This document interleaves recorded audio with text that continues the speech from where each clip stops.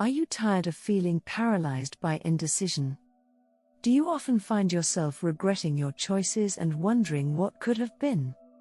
Making decisions can be tough, especially when we feel like we don't have all the information we need. But what if I told you that there's a way to approach decision-making that can help you feel more confident and in control of your choices? Thinking in Bets by Annie Duke, a professional poker player and decision-making expert, offers a revolutionary approach to decision-making under uncertainty.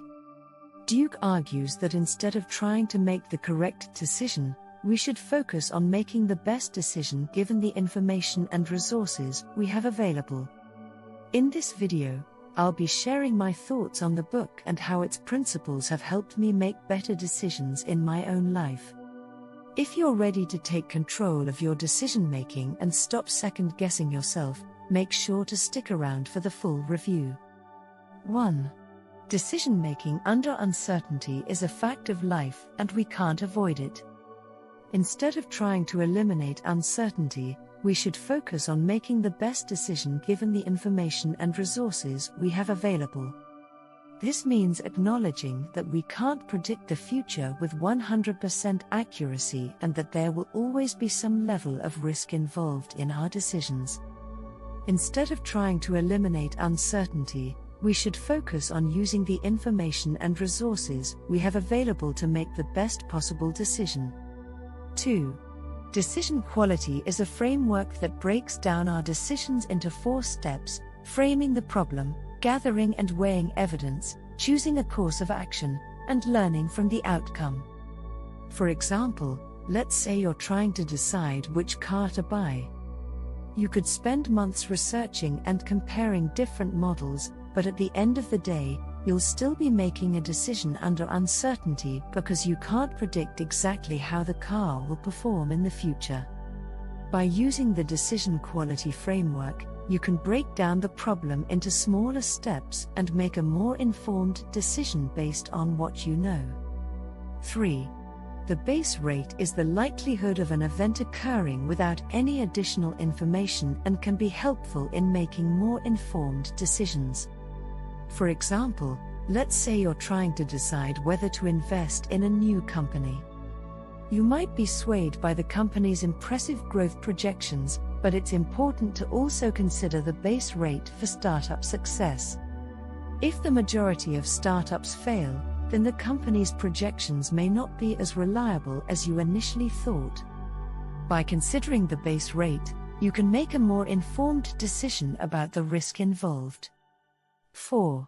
The outside view considers how similar situations have played out in the past, as opposed to the inside view which focuses too narrowly on our own specific circumstances. For example, let's say you're trying to decide whether to launch a new product. You might be tempted to focus on all the unique features and benefits of your product, but it's important to also consider the outside view. How have similar products performed in the past?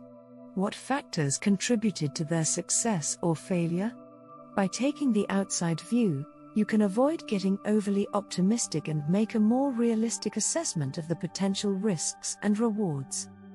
5. Probabilistic thinking involves considering all possible outcomes and assigning probabilities to each one, which can help us make more accurate predictions and better decisions. For example, let's say you're trying to decide whether to take a new job. You might be excited about the potential for career growth, but it's important to also consider the possibility that things might not work out as planned. By using probabilistic thinking, you can weigh the likelihood of different outcomes and make a more informed decision about whether the risk is worth it. 6. Cognitive biases are mental shortcuts that can lead us to make irrational decisions, such as the sunk cost fallacy, where we continue to invest in something because we've already put time and resources into it, even if it's not the best decision. For example, let's say you've been working on a project for months and you're not seeing the results you hoped for. It might be tempting to keep pouring time and energy into the project because you've already invested so much, but that's the sunk cost fallacy at work. Instead, consider whether the project is still a good investment based on the current evidence, and don't let past investments cloud your judgment. 7. Bayesian updating involves revising our beliefs based on new evidence and helps us stay flexible and open-minded in our decision-making. For example, let's say you have a strong belief that a certain marketing strategy is the best one for your business. However, as you collect more data and analyze the results, you may find that a different strategy is actually more effective. By embracing Bayesian updating, you can stay open to new evidence and adjust your beliefs accordingly. This can help you make better decisions in the future and avoid getting stuck in rigid thinking. 8. Seeking out diverse viewpoints and challenging our own assumptions can improve our decision-making by helping us identify potential blind spots. For example, let's say you're part of a team that's trying to come up with a new product idea. If everyone on the team has a similar background and experiences, it's easy to fall into the trap of groupthink where everyone agrees with each other without fully considering all the options. By seeking out diverse perspectives and encouraging open debate, you can expose potential blind spots and come up with more creative and innovative ideas. 9. Decision-making is a skill that can be improved with practice, so it's important to not be afraid to make mistakes as long as we learn from them. This means being willing to try new things, even if there's a chance of failure. For example, let's say you're trying to decide whether to start a new business. There's always a risk involved, but if you approach it with a growth mindset and a willingness to learn from your mistakes, you'll be better equipped to make better decisions in the future. 10.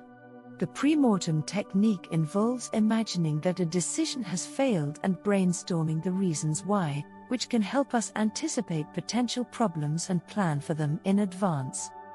For example, let's say you're planning a big event and you want to make sure everything goes smoothly. By conducting a pre-mortem, you can imagine that the event has failed and brainstorm all the possible reasons why. This can help you identify potential problems and put contingency plans in place to prevent them from happening. By taking this proactive approach, you can improve the chances of success and avoid costly mistakes. Thank you for watching our video on Thinking in Bets by Annie Duke. We hope that you found the information shared in the video to be helpful and that you feel more confident in your ability to make better decisions under uncertainty. The takeaways and strategies outlined in the book can be applied to a variety of situations and can help you improve your decision-making skills and achieve your goals. Thinking in Bets is a valuable resource for anyone looking to make more informed and effective decisions, so if you're ready to improve your decision-making skills, give this book a read. We hope you found this video to be helpful and we look forward to seeing you in our next video. Thanks for watching.